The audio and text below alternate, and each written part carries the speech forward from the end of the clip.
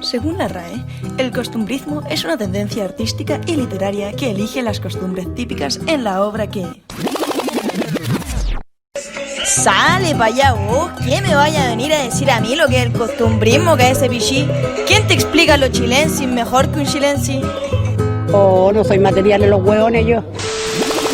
El costumbrismo en Chile era una tendencia artística así como de la segunda mitad del siglo XIX, principio del siglo XX, que buscaba así como retratar la identidad de nosotros los chilenos a través de la literatura, el teatro, cuestiones así, pues, retratar la identidad para generar conciencia, ¿me cachai? En nosotros los chilenos, en los más chilenos.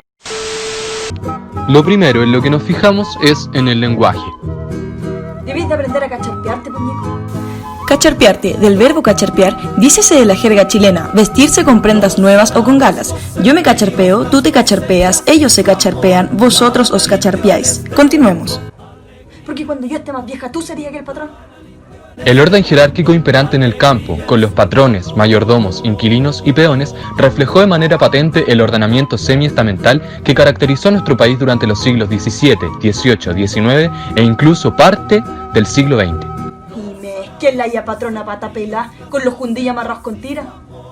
Dime, ¿quién te respetaría? En este caso, la viuda de Pablaza es una mujer que vive en el campo con su hijo guacho, el Ñico.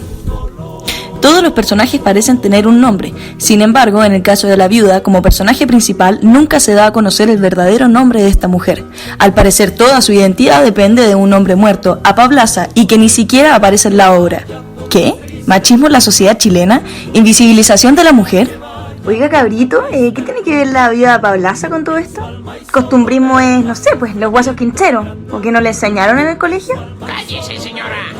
Previo al surgimiento del costumbrismo, surgió en 1842 un nuevo movimiento literario en medio de la convulsión política por la influencia de Diego Portales y Andrés Bello, además del triunfo bélico frente a la Confederación Perú-Boliviana. Una figura importante, considerado como uno de los primeros costumbristas, fue José Joaquín Vallejo, apodado como J. Beche, quien en palabras de Benjamín Vicuña Maquena era... escritor chilenísimo, ladino, criollo, malicioso, embelequero, copiapino y vinero. Su labor periodística y creativa que evidenció las costumbres de los mineros de Copiapó puede haber sido una gran influencia para Luis Emilio Recabarren años más tarde. Al principio, las ideas costumbristas se limitaban a publicaciones de artículos en periódicos como El Mercurio de Valparaíso o El Copiapino, hasta dar el salto al arte dramático en la segunda mitad del siglo. El teatro costumbrista comienza a tomar forma, con exigencias de modificaciones radicales en el sistema político y en los poderes públicos.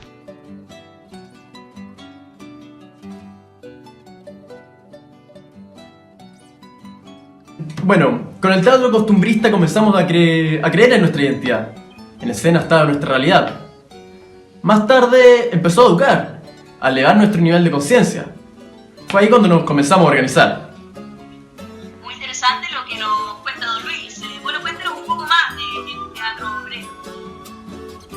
Bueno, a diferencia del teatro burgués, donde la gente esperaba ir y verse ser ciudadanos con un nivel moral más alto, el teatro obrero era más un instrumento que erigía sobre elevar el nivel de conciencia.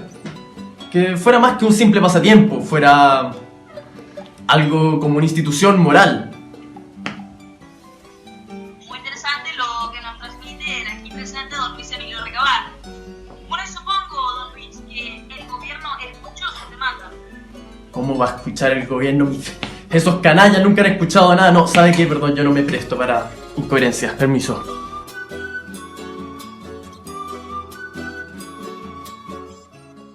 Chañarcillo reúne las características emblemáticas del costumbrismo como los personajes populares, las situaciones típicas, el contraste rural-urbano, reminiscencias religiosas y un marco folclórico en donde realidad y creencia se funden y se vuelven una...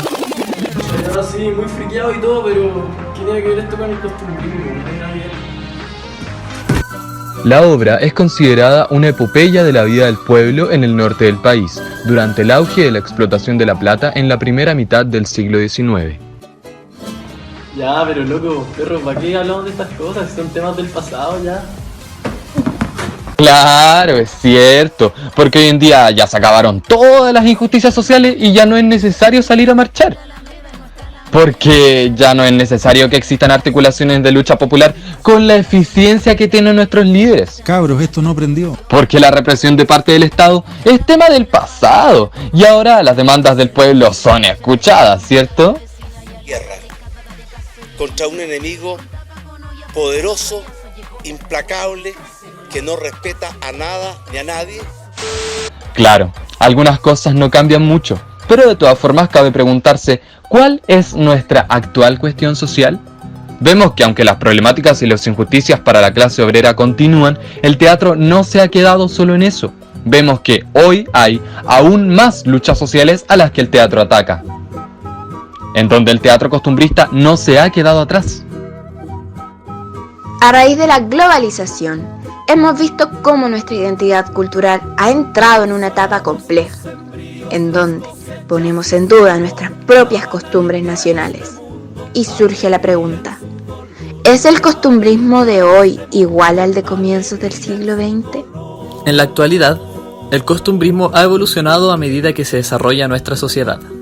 Por supuesto, vemos que hasta el día de hoy, obras tales como La Negra Ester, La Remolienda, Proyecto de Vivienda y muchas más son parte presente del costumbrismo actual. Sin embargo, también observamos cómo han surgido nuevos subgrupos socioeconómicos que también han pasado a ser parte de nuestra identidad cultural. Entendemos que el teatro, al ser un reflejo de la sociedad, está en constante cambio al igual que esta.